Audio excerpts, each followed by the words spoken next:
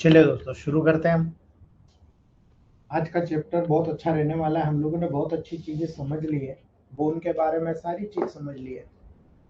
आज मैं कुछ चीजें शॉर्ट अप बताऊंगा, ज्यादा लंबा नहीं करूंगा दोस्तों, क्योंकि ज्यादा लंबा करने में हमारा टाइम वेस्ट होता है। ठीक है, इसलिए मैं कोशिश करूंगा शॉर्ट एंड स्वीट आपको बताने की कोशिश करूंगा। याद रखना दोस्तों, ओस्टियो का मतलब होता है बोन। ठीक है, ओस्टियो का मतलब होता है बोन, माइलोस का मतलब होता है बोन मेरो, आइटिस का मतलब होता है इन्फ्लामेशन। यानी बोन और बोन मेरो का इन्फ्लामेशन होना ओस्टियोमाइलाइटिस कहलाता है दोस्तों। बोन में जब भी कभी इंफेक्शन होगा, पास में स्थित जितने भी टिश्यूज होता है उसके माध्यम से डायरेक्ट होता है। ठीक है, ब्लड के माध्यम से डायरेक्टली स्ट्रीम के माध्यम से ट्रेवल करता है। ठीक है, अभी कई तरीके होते हैं दोस्तों।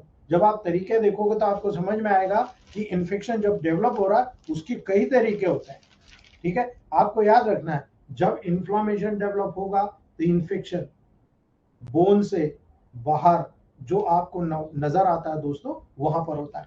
तो आपको मैंने बताया ना कि जब पर्टिकुलर आपको बोन नजर आई थी, तो हमने बोन में देखा था बाहर के कवरिंग, जिसको आप पेरियोस्टियम कह रहे हो। ठीक है, अब पेरियोस्टियम में हार्ड कोटिंग होता है। ठीक है, एक कवरिंग होती है, चिकनी होती है, हार्ड कोटिंग होती है। लेकिन याद रखिएगा, कॉम्पैक्ट बोन और स्पंज बोन दो तरह से हमने देखा था। ठीक है, लेकिन याद रखना है दोस्तों, जो बाहर से बोन कवर करती है वो कार्टिकल बोन होती है, और जो इंटरनल बोन होती है वो एकदम सॉफ्ट बोन होती है, जिसको आप स्पंजी बोन कहते हो। ये पेरियोस्टियम की कवरिंग होती है दोस्तों, जिसमें जब पेरियोस्टियम में देखोगे यहीं पर लिगामेंट, टेंडन्स, ठीक है, मसल्स यहीं पर इसी पेरियोस्टियम के ऊपर कनेक्ट होते हैं, अटैच होते हैं दोस्तों। याद रखिएगा, इस पूरी पर्टिकुलर अंदर के इंटरनल स्ट्रक्चर को ऑस्टियोन कहते हैं। ठीक है, जो हैवर्सेन कैनाल जो होती है दोस्तों, मैंने बताया था इसके बीच में बहुत बड़े बड़े लेक्यूनिस ट्रेबिकुलिस होता है, जिसके अंदर आपको हैवर्सेन कैनाल पाई जाती है। और यही हैवर्सेन कैनाल दोस्तों जिसमें ब्लड सप्लाई इनर्वेशन होती है। यानी ओस्टियोन में ओस्टियोब्लास्ट और ओस्टियोक्लास्ट सेल होती है। ओस्टियोक्लास्ट सेल तोड़ने का काम करती है, ओस्टियोब्लास्ट सेल बनाने का काम करती है। ठीक है, जो बोन को सिंथेसाइज करने का काम करती है। इसलिए याद रखने की जरूरत है दोस्तों, ओस्टियोब्लास्ट बनाएगी, ओस्टियोक्लास्ट तोड़ेगी। ठीक है, इसीलिए जब आप टेबल प्रैक्टिस में ऑब्जर्वेशन करेंगे तो आपको इस बोन के पूरे कैरेक्टर को याद रखना है, ठीक है। ऑब्जर्वेशन के इस कैरेक्टर को स्पेशली इसलिए याद रखना है कि जब बोन में डेवलप होगा ओस्टियोमाइलाइटिस, बोन या बोन मेरो में जब इन्फ्लामेशन होगा तो कैसे होगा, याद रख लेना, भूलना मत। मैं क्लियर कट बता रहा हूं। जब आप टेबल प्रैक्टिस में ऑब्जर्व करोगे दोस्तों तो दो चीज याद रखना, यदि वर्टिब्रा में हो रहा है तो मेल में होगा, और यदि मेटाफाइजियल रीजन में हो रहा है तो चिल्ड्रन को होगा, ठीक है। याद रखना बच्चों में जब डेवलप होगा वो पर्टिकुलरली दोस्तों मेटाफाइजियल रीजन में होता है। देखो ये होता है ग्रोथ प्लेट, है ना, उसके नीचे होता है ये स्पेशल होता है मेटाफाइजियल रीजन, और ये जो मेटाफाइजियल रीजन होता है यही ग्रोथ कराता है, बोन की ग्रोथ इसी लेवल पर होती है। इसलिए याद रखना सबसे ज्यादा ब्लड सप्लाई इसी लेवल पर होगा। और ब्लड सप्लाई इस लेवल पर क्यों होता है दोस्तों, आप जानते हो ना, ब्लड सप्लाई है तो इसका मतलब क्या है, न्यूट्रिशन प्रोवाइड हो रहा है। जितनी ज्यादा क्वांटिटी में न्यूट्रिशन होगा उतनी क्वांटिटी में बोन यहाँ पर ग्रोथ करेगा, मिनरलाइजेशन कैपेसिटी को लेवल को मेंटेन करेगा। इसलिए आपको स्पेशली याद रखना है जब भी बड़ों में होगा तो वर्टिब्रल ओस्टियोमाइलाइटिस कहलाएगा, और जो बच्चों में होगा मेटाफाइजियल ओस्टियोमाइलाइटिस कहलाएगा। इसलिए याद रखना दोस्तों किसी भी तरह से जब इस मेटाफाइजियल रीजन में इंफ्लामेशन होता है तो याद रखना बच्चों में बहुत इजीली इंफ्लामेशन हो जाता है ना, बड़ों में भी बहुत इजीली इंफ्लामेशन हो जाता है जब जितने भी माइक्रो ऑर्गेनिज्म होते हैं बोन में पहुंचकर इंफेक्शन कॉज करते हैं। बैक्टीरिया बहुत ज्यादा उन लोगों में हायर रिस्क के लेवल को देखने को मिलेगा जिनका बहुत ज्यादा वीक इम्यून सिस्टम होता है, जिनका बहुत ही पुअर ब्लड सर्कुलेशन होता है, ठीक है। आप डायबिटीज में देख लो, सबसे कॉमन होता है डायबिटीज में, ठीक है। अगर स्किन में किसी प्रकार का डैमेज हुआ, वो बैक्टीरिया स्किन से टिश्यू में गया, टिश्यू से ब्लड सर्कुलेशन से ब्लड स्ट्रीम से होता हुआ दोस्तों हेमेटोजेनस स्प्रेड के माध्यम से वो कंटेमिनेटेड निडल का अगर आप लोग यूज करते हैं उसके माध्यम से, या फिर हीमोडायलिसिस करते हो दोस्तों, ठीक है। कई बार आप डेंटल एक्सट्रेशन करते हो बहुत आसानी के साथ, वहां पर आपको ओस्टियोमाइलाइटिस होते हुए देखने को मिलता है। याद रखना कोई भी कारण हो, आप चबा रहे हो, खाना चबा रहे हो और पर्टिकुलर वहां पर जो गम्स है प्रभावित है, वहां पर टूथ एक्सट्रेशन या किसी प्रकार का क्रैक्स डेवलप हो गया, आप देखो वहां पर बैक्टीरिया पनपने लग जाएंगे। दो दांतों के बीच में आपने दांत निकाल के कैप लगाई है, दो दांतों के बीच में गैप है, गैप में आपका फूड बार बार कनेक्ट हो रहा है, बैक्टीरिया की ग्रोथ हो रही है, वो बैक्टीरिया धीरे धीरे पर्टिकुलरली दोस्तों आपके माउथ के माध्यम से ब्लड सर्कुलेशन में चले जाएंगे, और अगर वो बोन में चले गए तो इन्फ्लामेशन कॉज करेंगे दोस्तों, ठीक है। इसलिए याद रखना स्किन के माध्यम से ब्लड सर्कुलेशन में जब प्रवेश करेगा कोई ट्रॉमा होगा, कोई इंजुरी होगा, इसलिए माइक्रो ऑर्गेनिज्म स्पेसिफिक प्लेस पर पहुंच जाता है। जैसे कि ओल्डर एडल्ट में जितने ओल्डर एडल्ट होंगे उसमें वर्टिब्रा प्रभावित होगी, इसलिए वर्टिब्रल ओस्टियोमाइलाइटिस कहलाता है। अगर यहाँ पर चिल्ड्रन में होगा तो मेटाफाइजियल ओस्टियोमाइलाइटिस कहलाता है। मैं बार बार कह रहा हूं आपको, ट्रोमा हुआ, जब ट्रोमा हुआ तो आउटसाइड एनवायरनमेंट में एक्सपोज हो जाता है दोस्तों, याद रखना बाहरी वातावरण में। इसीलिए एक्सटर्नल एनवायरनमेंट में बैक्टीरिया के कांटेक्ट के कारण दोस्तों कई बार आपको कोई एक्सीडेंट हुआ, सर्जरी हुई, सर्जरी के दौरान भी आपको बैक्टीरियल इन्फेक्शन हो सकती है। Infection spread from one two another area, उसके जो कंटेमिनेटेड पार्ट है वहां से पास के सॉफ्ट टिश्यू में कंटीन्यूअस स्प्रेड अगर हो गया, यानी कटा फटा मेजर ट्रॉमा, लेजरेटेड ट्रॉमा वहां पर चला गया, डेफिनेटली इन्वॉल्व हो जाएगा दोस्तों। याद रखना कॉम्बिनेशन पे भी डेवलप होता है, अर्थात आप पर्टिकुलर आपने क्या नकली जॉइंट लगवा लिया, knee joint, ankle joint, accident हुआ, आपने सर्जरी करा के वहां पर प्रोस्थेटिक जॉइंट लगवा लिया, ये प्रोस्थेटिक जॉइंट से कंटेमिनेशन हो जाता है ड्यूरिंग सर्जरी, बहुत कॉमन ओस्टियोमाइलाइटिस देखने को मिलता है। याद रखना बैक्टीरिया कंटिन्यू स्प्रेड होता है दोस्तों, ठीक है। जो भी पीपल अफेक्टेड होता है बोन से, वहां पर डायबिटिक मेलाइटिस जैसे कंडीशन में तो बहुत स्पीड ली जाते हैं दोस्तों, और सीवियर वैस्कुलर कंप्रोमाइज वहां पर डेवलप होता है। इसीलिए ट्रॉमा हो, आप देखो डायबिटिक फूड होता है, डायबिटिक अल्सर होता है, उसमें इन्फेक्शन हो जाता है, इन्फेक्शन क्या होता है, बोन में स्प्रेड होता है। बहुत ब्रिलियंट उदाहरण है ओस्टियोमाइलाइटिस का दोस्तों, ठीक है। इसमें यदि किसी भी प्रकार से कोई बैक्टीरिया बोन में प्रवेश करेगा, वो बोन के लेवल पर प्रोलिफरेट करता है, ये पास की जितनी भी इमेच्योर सेल्स होती है, ये मैं इसका फिनोमिना आगे बता रहा हूं आपको, याद रखना दोस्तों। जितनी भी इम्यून सेल्स होती है वो अलर्ट हो जाएगी। पर्टिकुलरली याद रखना, यहाँ पर सबसे ज्यादा अलर्ट होगा डेंड्राइटिक सेल्स। ठीक है, डेंड्राइटिक सेल्स सबसे ज्यादा अलर्ट होता है यहाँ पर। क्यों? क्योंकि यहाँ पर मैक्रोफेजेस जो कि इन्फेक्शन से फाइट करती है, जो कि एक्यूट, याद रखना, एक्यूट फेज ऑफ डिसीज के लेवल पर वहां पर दर्शाती है, जो वीक्स लगते हैं ठीक होने में, एक्यूट स्टेजेस को। इसीलिए इम्यून सेल्स यहां पर ब्रेक डाउन करती है बोन को दोस्तों। जितनी भी इम्यून सेल्स है जब इन्फ्लामेशन क्रिएट करेगी, तो जितनी भी न्यूट्रोफिल्स है, मैक्रोफेजेस है, वहां पर बहुत ज्यादा ल्यूकोट्रिन्स, बहुत ज्यादा साइटोकाइंस, इन्फ्लामेटरी सब्सटेंसेस को सीक्रेट करते हैं। और इन्हीं इन्फ्लामेशन के कंडीशन में वहां पर बोन के ऊपर ही अटैक होने लगता है, पूरा बोन का जो नेक्रोसिस हो जाता है दोस्तों। इसलिए याद रखना, एक्यूट ऑस्टियोमाइलाइटिस में रिसोल्यूशन होने पर इम्यून सिस्टम सभी बैक्टीरिया को डिस्ट्रॉय करता है। यदि लीजन एक्सटेंसिव नहीं होता है, यानी ज्यादा फैला नहीं होता, तो वहां पर ऑस्टियोब्लास्ट और ऑस्टियोक्लास्ट कुछ ही वीक में आप देखेंगे वहां पर डैमेज को रिपेयर कर देगी दोस्तों, बहुत इजीली डैमेज को रिपेयर करती है। इसलिए डायबिटिक फुट अल्सर को हमारा गैंग्रीनल फॉड स्प्रे ऑर्गेनोबूस्टर C3 ऐसा मैजिकली ठीक करता है दोस्तों। कुछ केसेस से जब क्रॉनिक ऑस्टियोमाइलाइटिस में जाते हो, जिसमें कई साल लगते हैं, कई मंथ्स लगते हैं, लेकिन दोस्तों याद रखना है वहां पर होता क्या है, और वो प्रोसेस जब होगी तो उसमें क्या होगा। याद रखना, अफेक्टेड बोन नेक्रोटिक हो जाती है दोस्तों, हेल्दी बोन से सेपरेट हो जाती है, जिसको हम सिक्वेस्ट्रियम कहते हैं और इन्वोल्क्रम कहते हैं। ये क्या चीज होती है दोस्तों, ठीक है, ये चीज मैं बताने जा रहा हूं आपको दोस्तों। ये थोड़ा सा आपको कंक्लूजन में बता दूं, उसके बाद पूरा डिटेल बताऊंगा आपको। याद रखिएगा, जब वहां पर सिक्वेस्ट्रियम डेवलप होता है, तो उस समय में जब वहां पर ओस्टियोब्लास्ट होती है, उसकी जगह न्यू बोन को फॉर्म करती है। ठीक है, याद रखना, उस कंडीशन को हम इन्वोक्रम कहते हैं, इन्वोलुक्रम। याद रखना दोस्तों, एक्यूट और क्रॉनिक ऑस्टियोब्लाइटिस दोनों केसेस में इन्फ्लामेशन में पेरिओस्टियम इन्वॉल्व होती है, बाहरी लेयर इन्वॉल्व होती है दोस्तों। क्यों इन्वॉल्व होती है आगे बता रहा हूं। जब आप यहां पर सेपरेट कंडीशन देखते हो, तो देखो यहां पर एब्सेस का फॉर्म होता है।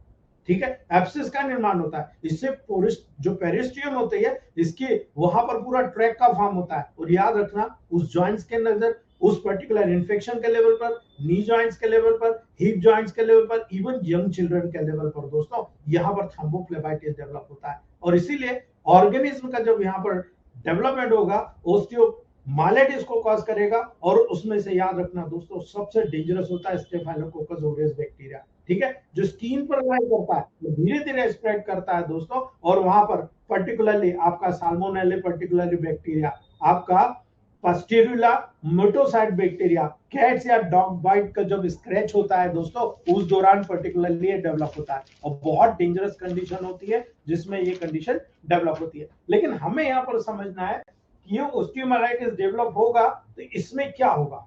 बहुत सिंपल सा मैं आपको बताना चाहता हूं दोस्तों। चिल्ड्रन में ऑस्टियोमाइलाइटिस होने पर जो सबसे कॉमन साइट होती है, मेटाफाइसिस। याद रखना दोस्तों, मेटाफाइसिस। और मेटाफाइसिस का कारण, अगर आपका 1-2 साल से ऊपर का बच्चा है तो इतना ज्यादा प्रॉब्लम नहीं होता, लेकिन जब 1 साल से कम के बच्चे में होता है, किसी प्रकार से वहां इन्फेक्शन हो जाता है दोस्तों, तो ये मेटाफाइसिस, चूंकि यहाँ पर बहुत सारा ब्लड वेसल्स होते हैं, है ना, यहाँ पर इस प्रकार से ब्लड वेसल्स निकले होते हैं दोस्तों, और ये ब्लड वेसल्स यहाँ पर सप्लाई करते हैं। तो जो मेटाफाइसिस का जो रीजन होता है, ये इसका कनेक्शन इस जगह से इस जगह का, दोनों का इंटरकनेक्शन होता है, इसलिए बहुत आसानी से एपिफाइसिस में भी मेटाफाइसिस के थ्रू इन्फेक्शन चला जाएगा। और ये बहुत कॉम्प्लिकेटेड होता है, परमानेंट क्रॉनिक ऑस्टियोमाइलाइटिस डेवलप करता है, और ये बहुत डेंजरस कंडीशन होती है जिसमें पूरी बोन खराब हो जाती है दोस्तों। याद रख लेना, क्रॉनिक ऑस्टियोमाइलाइटिस होता है, और 1 साल के छोटे बच्चों में, 1 साल से बड़े बच्चे जितने होते हैं, मैक्सिमम 1.5 से 2 साल के बच्चे में, वहां पर ये जो जंप प्लेट होती है दोस्तों, ठीक है, ग्रोथ प्लेट जिसको कहते हैं, वो पूर्ण रूप से वहां पर अपना सेपरेट रोल करना लग जाती है। और सेपरेट रोल करने के कारण यहाँ की इंफेक्शन यहां तक नहीं जाती है, उसका स्ट्रेंथ अलग हो जाता है, और वो यहाँ पर पूर्ण रूप से अपना ब्लड सर्कुलेशन अलग कर लेती है, नीचे का ब्लड सर्कुलेशन अलग हो जाता है। इसीलिए यहाँ पर जो मेटाफाइसिस के लेवल पर ही इन्फेक्शन देखने को मिलती है। अब यहाँ पर स्पेशल रोल क्या होता है, यहाँ पर मेजर रोल आपको नजर आएगा जब यहाँ पर वर्टिब्रा को अफेक्ट करेगा तो ओल्ड एडल्ट्स में, बच्चों में मेटाफाइसिस के लेवल पर।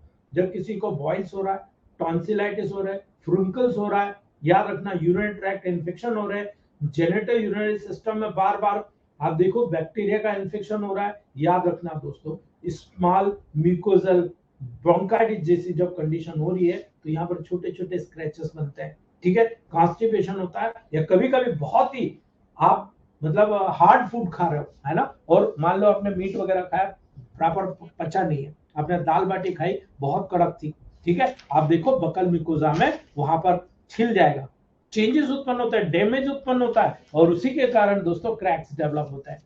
इसी कारण से बैक्टीरिया इंटर करता है, और जब ये रेटिकुलर एंडोथेलियल सिस्टम में प्रवेश करेगा दोस्तों तो याद रखना फेगोसाइटोसिस की बैक्टीरिया प्रक्रिया होती है, जिसमें बैक्टीरिया को मारने की प्रक्रिया होती है, लेकिन ये पूर्ण रूप से इन्फ्लामेशन की प्रोसेस होती है, और इसी इन्फ्लामेशन में बहुत डेंजरस कंडीशन डेवलप हो जाती है दोस्तों। यानी अगर मान लो यहां पर बोन में डायरेक्टली इंटर कर गया, ठीक है, तो डायरेक्टली इंटर करने पर नेब्रम सॉफ्ट टिश्यू का इंफेक्शन यहां पर डेवलप होता है, और ये बहुत डेंजरस होता है। किस रूप में होगा दोस्तों, जब ये कैनाल है, ये हेबर्शियल कैनाल है, और इस कैनाल के अंदर इस प्रकार से चैनल्स होते हैं दोस्तों, यहाँ पर ये ओस्टियोफाइट सेल्स होती है, ये फिर यहाँ पर होगा, फिर इसके चारों तरफ आपको सेल्स नजर आएगी, ठीक है। तो ये जो ओस्टियोफाइट्स होती है, ये पर्टिकुलरली जो ओस्टियोसाइट्स के सेल होगी, ये ओस्टियोसाइट वहां पर ओस्टियोब्लास्ट और ओस्टियोक्लास्ट होगी, यहाँ पर नेसेसरी प्रक्रिया होती है, यहां से ये ब्लड सर्कुलेशन आया, तो जो ये हेबर्शियन कैनाल होती है, यहाँ पर एक असेंडिंग ट्रैक होता है इस ब्लड सर्कुलेशन का, एक डिसेंडिंग ट्रैक होता है। याद रखना जब यहाँ पर न्यूट्रिशनल वर्टिब्रल आर्टरी हुई, ये यहाँ पर आपकी न्यूट्रिशनल आर्टरी पर्टिकुलर बोन को सप्लाई होती है जो उसको न्यूट्रिशन देती है। अब यहाँ पर ये पर्टिकुलर ऊपर की तरफ असेंडिंग, नीचे की तरफ डिसेंडिंग के कैनाल को जनरेट करती है। अब यहाँ पर इस तरफ भी और इस तरफ भी, दोनों तरफ वहां पर ब्लड सप्लाई होती है, ठीक है। तो याद रखिएगा जब कभी किसी कारणवश यहां पर किसी भी प्रकार से ऑब्स्ट्रक्शन हुआ, अगर यहां पर किसी प्रकार से ऑब्स्ट्रक्शन होकर पस का डेवलपमेंट हुआ, मान लो यहां पर इंफ्लामेशन हुआ, ठीक है, अब ये इंफ्लामेशन हुआ तो इस जगह पर इंफ्लामेशन ट्रिगर होने पर जितनी भी न्यूट्रोफिल्स है सबसे पहले आएगी, ये ब्लड सर्कुलेशन है इसी के माध्यम से आएगी, ठीक है। और हेबर्शियन कैनाल है तो हेबर्शियन कैनाल तो रीच ऑफ ब्लड सर्कुलेशन होता है, इसलिए यहाँ पर इन्फ्लामेशन की जो प्रोसेस होगी तो जितना भी ब्लड के सेल्स होती है यहाँ पे कलेक्ट होगी, इसके चारों तरफ यहाँ पर डेवलप होगा, ये टिश्यू नेक्रोज हो जाएगा क्योंकि डेड हो जाएगा, क्योंकि इन्फ्लामेशन हो रहा है, और इन्फ्लामेशन में जब ये टिश्यू डेड हो गया, फेगोसाइटोसिस की प्रक्रिया हुई, तो आपको याद रखना है दोस्तों जब ये डेड होगा इसमें लाइव, डेड और डाइंग सेल्स भी होगी, यहाँ के पर्टिकुलर सेल्स, और साथ में वहां बैक्टीरिया भी लाइव, डेड और डाइंग बैक्टीरिया भी इसमें पाए जाएंगे, अर्थात पस का फॉर्मेशन होगा, करेक्ट। अब जब पस का फॉर्मेशन होगा दोस्तों तो याद रखना जब यहाँ पर पस का फॉर्मेशन होता है तो स्पेशली आपको याद रखना है ये पस जाएगा कहां, ये यहां पर तो पूरे हेबर्शियन कैनाल से ये सिस्टम है, यहाँ पर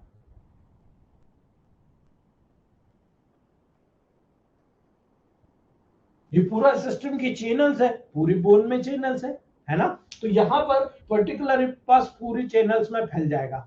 याद रखिएगा जब पूरी चैनल में फैल जाएगा तब यहां पर इंफ्लामेशन की प्रोसेस शुरू हो जाएगी जो ओस्टियोमाइलाइटिस कहलाता है, एक्यूट तो एक्यूट, क्रॉनिक तो क्रॉनिक। लेकिन यहाँ पर मौजूद आपके बॉडी का डिफेंस सिस्टम होता है ओस्टियोसाइट, यहाँ पर ओस्टियोब्लास्ट और ओस्टियोक्लास्ट एक्टिविटी के माध्यम से इस पूरे मटेरियल को जो नेक्रोज्ड हो चुका है, यानी यहाँ पर ब्लड सर्कुलेशन ब्लॉक हो चुका है, थ्रोम्बोफ्लेबाइटिस हो जाएगा, ब्लॉक हो गया, तो इसके खिलाफ यहाँ पर कुछ सेल्स मौजूद रहती है, वो सेल्स ओस्टियोन के लेवल पर होती है। ये पूरा कॉम्प्लेक्स हमने क्या बोला, ये ओस्टियोन है, इस ओस्टियोन में आपके हेबर्शियन कैनाल है, ओस्टियोब्लास्ट है, ओस्टियोक्लास्ट है, ये सब मौजूद है।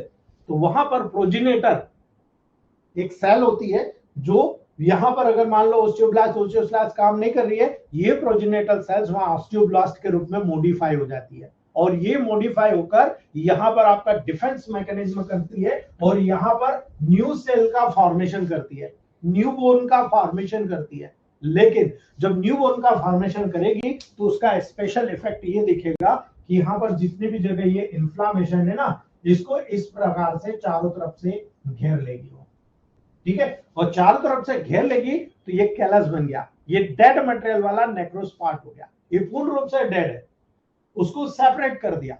अब जब सेपरेट कर दिया दोस्तों, तो अब यहाँ पर पस बन रहा है, अब पस बन रहा है तो उसको बाहर निकालना जरूरी है। तब यहाँ पर आपकी बूंद से एक टनल बन जाएगा, ठीक है, ये टनल बन गया, साइनस बन गया, और इसी के माध्यम से ये पस बाहर निकलने लगेगा। लेकिन याद रखना दोस्तों, ये परमानेंट के प्रोसेस हो जाती है, क्रॉनिक इंफ्लामेटरी लेवल पर आपको देखने को मिलेगा, एक्यूट में देखने को नहीं मिलेगा। क्यों? क्योंकि जितने भी केस आते हैं ऑस्टियोमाइलाइटिस के, हाई फाई एंटीबायोटिक दे रहे हो आप, हाई फाई एंटीबॉडीज आपके बॉडी में बन रही है, लेकिन चूंकि ये सेपरेट हो जाता है, ठीक है, अब सेपरेट हो जाएगा, इस कंडीशन में कहीं भी इसके अंदर ना एंटीबायोटिक जा पाएगा ना आपका एंटीबॉडीज जा पाएगा। अगर दोनों नहीं जा पाएगा तो हील कैसे होगा? संभव ही नहीं, ठीक है। इसलिए बहुत डेंजरस कंडीशन होती है ऑस्टियोमाइलाइटिस। अब होता क्या है, ये जो पर्टिकुलर बोन का पार्ट है, यहां से पस बाहर आ रहा है, ठीक है। अब पस बाहर आ रहा तो कई बार बोन के छोटे छोटे टुकड़े बाहर आते हैं, उसको बोलते हैं सिक्वेस्ट्रम।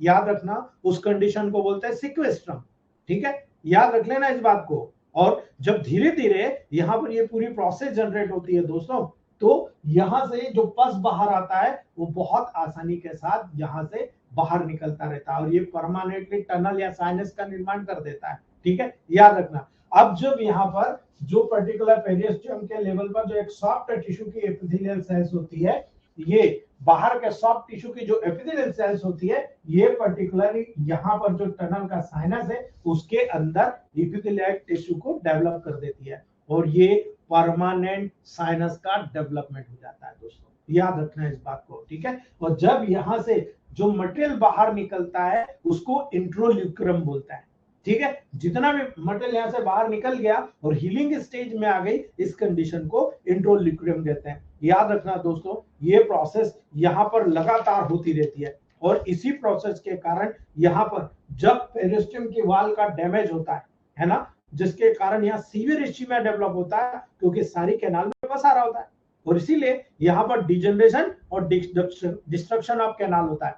माइंड कीजिएगा, C4 का ऑर्गोनोबूस्टर कौन सी पोटेंसी में दोगे तो डिजनरेशन डिस्ट्रक्शन पे काम करेगा? माइंड कीजिए, मैंने बताया आपको, मैंने कहा है आपको, कौन सी पोटेंसी में यहां पर इन्वॉल्व करोगे तो क्यूर हो जाएगा। याद रखिएगा मेरी बात को, मेरे पास 3 केसेस ऑस्टियोमाइलाइटिस के ठीक हुए हैं, आज पूरा मूवमेंट कर रहे हैं, बोन का पूरा जो आपका सिक्वेस्ट्रम है, इंट्रोलोक्युलम है, सारा ठीक हो चुका है दोस्तों, याद रखना इस बात को। जब यहाँ पर इसके कारण सीवियर इस्चेमिक नेक्रोसिस होता है, यानी वहां ब्लड सर्कुलेशन हो ही नहीं रहा, क्योंकि ये तो ब्लॉक हो गया, पस ने ब्लॉक कर दिया, टनल साइनस सब ब्लॉक कर दिया, वहां के जितना ब्लड सप्लाई सब ब्लॉक कर दिया, तो ब्लड जाएगा नहीं, वहां पर जाएगा नहीं तो एंटीबायोटिक है आपके एंटीबॉडीज कैसे काम करेंगे? संभव ही नहीं है दोस्तों। इसलिए याद रखना दोस्तों, जिसके कारण जब ब्लॉक होगा, पस है तो गुड और बैड बैक्टीरिया बहुत है, बैक्टीरिया वहां बहुत है जो प्रोलिफरेट करता रहेगा, खोखला करता रहेगा आपकी बोन को। यही कारण है क्रॉनिक ऑस्टियोमाइलाइटिस का ट्रीटमेंट नहीं होता मॉडर्न साइंस में। आपकी बात, मेरी बात नहीं कर रहा हूं, मॉडर्न साइंस की बात कर रहा हूं, और इसीलिए वहां सीधे कहा जाता है आप सर्जरी कराओ, ठीक है, इसीलिए उनको सर्जरी प्रमोट किया जाता है दोस्तों। क्रॉनिक ऑस्टियोमाइलाइटिस के लेवल पर डेड बोन को सिक्वेट्रम करने की जरूरत होती है, बाहर निकालने की जरूरत होती है दोस्तों, और यही कारण है जो मेसेनकाइमल ऑस्टियो प्रोजेनेटर सेल्स होती है, जो आपको स्पेशली पेरियोस्टियम जो कवरिंग होती है उसके ऊपर पाई जाती है, ये इंडोमेट्रियम में भी रहती है, मतलब इंडोस्टियम में भी, अंदर की तरफ जो बोन की लेयर होती है, पेरियोस्टियम बाहर, इंडोस्टियम अंदर, ठीक है, वहां पर ये ओस्टियोब्लास्ट में कन्वर्ट होती है इस कंडीशन में, और रिपीटेटिव बोन फॉर्मेशन करना शुरू करती है, एक स्लाइस बनाती है, एक लेयर बनाती है पॉज फॉर्मेशन के अगेंस्ट, और यही कारण है चारों तरफ वहां पर कोटिंग बनाती है, और यही है दोस्तों पेरियोस्टल एब्सेस का निर्माण करती है। याद रखना, इस पेरियोस्टल एब्सेस के लेवल पर बोन इतनी वीक हो जाती है कि बहुत ज्यादा अपना वेट भी सहन नहीं कर पाते हो, ठीक है, और यही कारण है बहुत बोन वीक हो जाने के कारण इसे इन्वोल्यूक्रम कहते हैं दोस्तों, ठीक है, जो इसके तरफ के चारों कवरिंग डेवलप करती है ना, इस पूरी कंडीशन को इन्वोल्यूक्रम कहते हैं। जब कभी भी ये पेरियोस्टियल एब्सेसिस डेवलप होता है, इसी के कारण याद रखिएगा पस जो होता है बहुत सॉफ्ट टिश्यू के लेवल पर बनता है, ठीक है, इसको आप ग्लोएका बोलते हो, ठीक है। यहां से जो प्लस निकल रहा है, जो साइड सॉफ्ट टिश्यू में आ गया, उसको ग्लोएका बोलते हैं दोस्तों। और यही कंडीशन है लोकल टिश्यू का चेंजेस या डैमेज करना शुरू करता है दोस्तों। यही कारण है एक स्मॉल टिश्यू सिक्वेट्रम भी आता है, इसमें साइनस का फॉर्म करता है, ये साइनस बन गया, बाहर आ रहा है।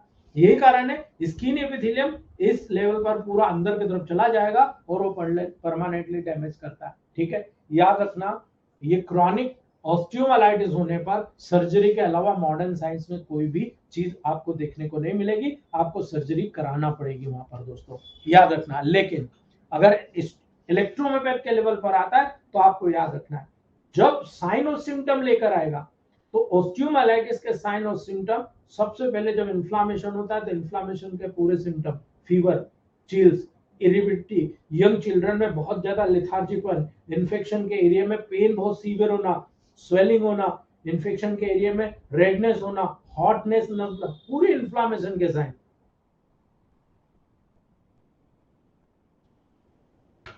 कभी कभी ऑस्टियोमाइलाइटिस के लेवल पर कोई भी साइन और सिम्टम एक्यूट में नहीं मिलता, लेकिन क्रॉनिक में डेफिनेटली मिलता है। इसीलिए जब साइन और सिम्टम आपके पास है ही नहीं तो आप वहां पर किसी भी प्रकार से डायग्नोसिस करने में सक्षम नहीं होते हैं। बहुत सारी कॉम्प्लिकेशंस होती है जिसके अकॉर्डिंग आपको आपका नॉलेज ही डायग्नोस करा पाएगा कि ये वर्टिब्रा में हो रहा है तो ये अडल्ट फॉर्म का ऑस्टियोमाइलाइटिस है, अगर मेटाफाइसिस रीजन में चिल्ड्रन का है। तो याद रखना, यहाँ पर जब इन्वेस्टिगेशन कराएंगे आप बोन स्कैन करा लो, सीबीसी सबसे इंपॉर्टेंट है। यदि सीबीसी टेस्ट कराए न्यूट्रोफिल बढ़ा हुआ मिलेगा, ईएसआर बढ़ा हुआ मिलेगा, सीआरपी कराओ बढ़ा हुआ मिलेगा, तुरंत आप डायग्नोस करो कि ऑस्टियोमाइलाइटिस का केस है, ठीक है। ब्लड कल्चर और सेंसिटिविटी टेस्ट पर्सन की करा लो। अगर आप एलोपैथ करना चाहते हो वहां पर आपको मिलेगा कल्चर एंड सेंसिटिविटी में ब्लड कौन से बैक्टीरिया से ग्रसित है और उसकी कौन सी मेडिसिन है। लेकिन इलेक्ट्रोमेपैथ में एमआरआई, आप वहां पर बोन लीजन के बायोप्सी, स्किन लीजन के बायोप्सी कराकर डायग्नोस करा सकते हो कि ये कैंसरस तो नहीं है। अगर कैंसरस नहीं है देन कोई बात नहीं, आपके पास प्रोटोकॉल बहुत बढ़िया मौजूद है दोस्तों। मेरा दावा है आपके पास कोई भी केस आए छोड़ना नहीं दोस्तों। मेरा ईगो वाला बात नहीं है, मेरे कहने का मतलब है आप उस पेशेंट की जिंदगी बचा देंगे, पैसा, समय, सब चीज बचाएंगे दोस्तों। 3 से 4 महीने का लेवल पर आप डंकी के चोट पे उस पेशेंट को क्योर करेंगे। S3 या S5 सबसे इंपॉर्टेंट S3 का रोल है दोस्तों। मैंने देखा है, मैं पहले शुरुआत में S5 यूज करता था तो मुझे कुछ समय लगता था, लेकिन S3 जब से यूज किया मैंने, S3, C3, C4 या C5, S3 या S5 में से एक, याद रखना यहां पर 2 चीजें समझना है ना। ओल्ड हो तो यहां पर S3 का उपयोग करना, C3 का उपयोग करना, ओल्ड हो तो, ठीक है। और अगर न्यू है S5 C5 का उपयोग करना, भूलना नहीं कभी भी। न्यू केस है, अभी अभी ज्यादा समय नहीं हुआ, 1 ईयर का बिफोर है S5 C5, लेकिन ओल्ड केस है हमेशा याद रखना S3 C3 का प्रयोग करना। A3 L1 WB के साथ D5 या 30 डायरेक्शन। जो क्रॉनिक होता है 30 में, अगर एक्यूट होता है न्यूट्रल कर दो D5 में, बहुत मैजिकल रिजल्ट मिलते हैं दोस्तों। S10 L1 C4 W alternate C14 WG, bone marrow पर C13 का बहुत बड़ा रोल है, माइंड इट। C13 का बहुत बड़ा रोल है, मैंने बताया भी था आपको। S10 L1 C4 W, bone में अगर इंफेक्शन है S10 L1 C4 W का प्रोटोकॉल चलाओ, C14 WG को D5 में चलाओ, दोनों को। अगर क्रॉनिक है तो 30 में चलाओ, कोई दिक्कत नहीं है। एक्यूट ऑस्टियोमाइलाइटिस का केस है C4 A3 F1 W को 30, 200 या 1000। मेरा मानना है आप 30 से शुरू करके 1000 तक जा सकते हो, अच्छे रिजल्ट आएंगे। क्रॉनिक ऑस्टियोमाइलाइटिस से पुराना है C4 A3 S1 L1 N1 G30 या 200, लेकिन जो बोन से जुड़ा हुआ है, इस पूरी फिलॉसफी को समझने के बाद मेरा मानना है कि यहाँ पर ऑर्गेनो बूस्टर C4 D7 से D9 मैजिक अगर देखना है तो आप देख सकते हो। इस मामले में मैं एक ही लकी हूं मैं कि मुझे इतना अच्छा डॉक्टर का साथ मिला था, डॉक्टर सविता मैडम, ठीक है। आज मैं आपके ग्रुप में डालूंगा उनका फीडबैक, आज से नहीं, करीब करीब साल भर हो गया। मुंबई के डॉक्टर जेठालाल सर के साथ आई थी सविता मैम, उन्होंने बहुत ब्रिलियंट, एक म्यूजिक डायरेक्टर का एनल का जो पूरा कटिंग था दोस्तों, स्पेशल उस कंडीशन में आप कह सकते हो उनको टनल बन गई थी, फिशर सॉरी फिस्टुला था, एनल फिस्टुला, टनल बन गई थी, सर्जरी करके छोड़ दिया डॉक्टरों ने। बत्ती भरने लगे, डायबिटिक पेशेंट था, घाव सूखना ही बंद हो गया। काफी पैसा लगाने के बाद ठीक नहीं हुआ था, 25 दिन में पूरा घाव पैक कर दिया गया, because of Savita ma'am. Heads up है ऐसे ऐसे डॉक्टरों को जो इस प्रकार के रिजल्ट लेता है। मैं फीडबैक डालूंगा, मेरे पास आज भी उसका रिकॉर्ड है दोस्तों, ठीक है। और सविता मैडम के पास, आप हमारे जितने सीनियर है सब जानते हैं उसको, वो इसी लेवल पर गैंग्रेनल फ्रॉड के लेवल पर ठीक किया गया है, आपको दिखाऊंगा मैं, ठीक है, D7 के लेवल पर। तो यहाँ पर भी यही ऑर्गेनो बूस्टर, चूंकि डिजनरेशन डिस्ट्रक्शन की बात आ रही है, D7 D10 D7 D8 D9, ये 3 प्रोटोकॉल यहाँ टेली कर रहे हैं, आप वहां पर उसका यूज कर सकते हो। C4 C5 का कंप्रेस करना बहुत जरूरी है। यदि C4 C5 को G के साथ कंप्रेस कर रहे हो, तुरंत इम्प्लांट। मैं तो सीधा कहता हूं गैंग्रेनल फ्रॉड को या ऑर्गेनो बूस्टर C4 को सीधा आप वहां पर अप्लाई कराना शुरू करिए, इससे बेटर अप्रोच मिलेगी नहीं। अगर सिंपल करना है, C4 C5 का कंप्रेस G के साथ आप कर दीजिए, आपको रिजल्ट डंके के चोट पे मिलना लग जाएगा दोस्तों। ये डिपेंड करता है आपकी फिलॉसफी क्या कहती है।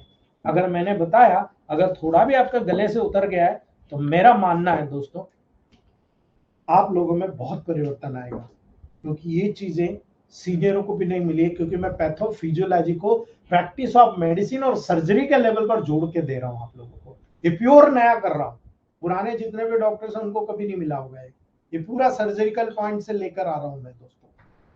चलिए